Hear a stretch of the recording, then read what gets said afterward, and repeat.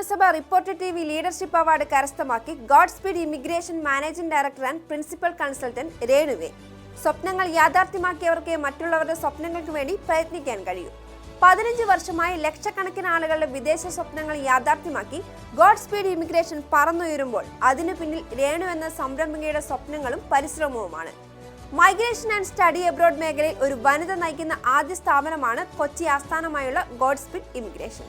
Reporter ടെലിവിഷന്റെ leadership award ഏറ്റുവാങ്ങുന്നതിനായി ശ്രീമതി രേണുവിനെ വേദിയിലേക്ക്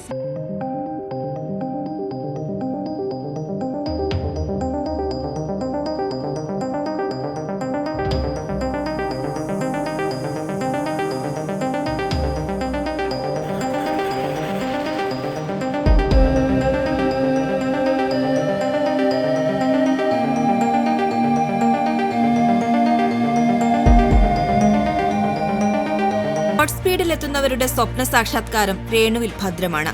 ഏറെ സങ്കീർണവും ബുദ്ധിമുട്ടേറിയതുമായ വിസ നടപടികൾ വേഗത്തിലും എളുപ്പത്തിലും ഗോഡ്സ്പീഡ് ചെയ്തു നൽകും. ഇതിന് സഹായിക്കുന്നത് ഗോഡ്സ്പീഡിന്റെ 531 പ്രോസസിംഗ് മെത്തേഡിലൂടെയാണ്.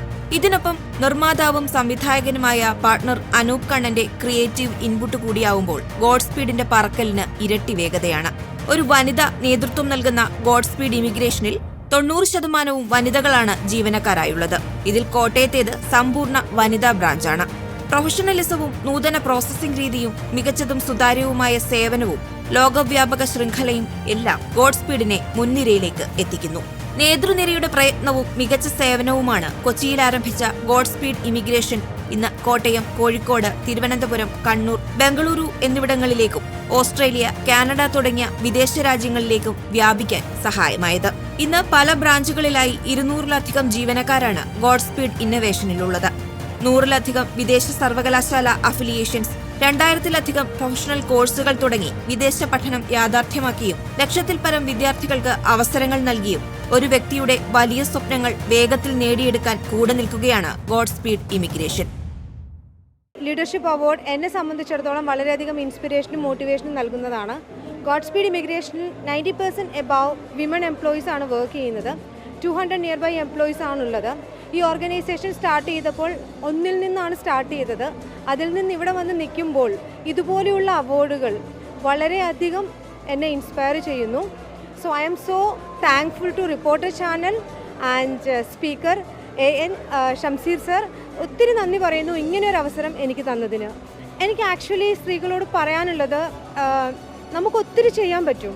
നമ്മൾ തന്നെ നമ്മളെ എന്തോ ഒരു ബൗണ്ടറിയിൽ കൊണ്ടുവന്നിട്ടിട്ട് എനിക്കത് പറ്റില്ല ഇത് പറ്റില്ല എന്ന് ചിന്തിക്കുന്നത് കൊണ്ടാണ്. ഞാനൊരു അമ്മയാണ്, ഞാനൊരു വൈഫാണ്. പക്ഷേ എപ്പോഴും എൻ്റെ മോട്ടിവേഷൻ അടുത്ത ലെവലിലോട്ട് പോകുക എന്നുള്ളതാണ്. എൻ്റെ ഓർഗനൈസേഷനിൽ വരുന്ന ഓരോരുത്തരോടും ഞാൻ പറയുന്നത്, നിങ്ങൾ അടുത്ത പൊസിഷനിലോട്ട് പോകൂ, സ്വന്തം കാലിൽ നിൽക്കൂ. നമ്മൾക്കൊരാവശ്യമുണ്ടെങ്കിൽ, നമ്മൾക്കൊരു പൈസയ്ക്ക് ആവശ്യമുണ്ടെങ്കിലോ അല്ലെങ്കിൽ എന്തെങ്കിലും ആവശ്യമുണ്ടെങ്കിൽ നമ്മൾ മറ്റൊരാളുടെ മുന്നിൽ പോയി നിൽക്കേണ്ട ആവശ്യമില്ല. അത് ഹസ്ബൻഡ് ആവാം, അച്ഛനാവാം. സ്വന്തം കാലിൽ നിൽക്കുക എന്നത് മാത്രമാണ് എനിക്ക് പറയാനുള്ളത്.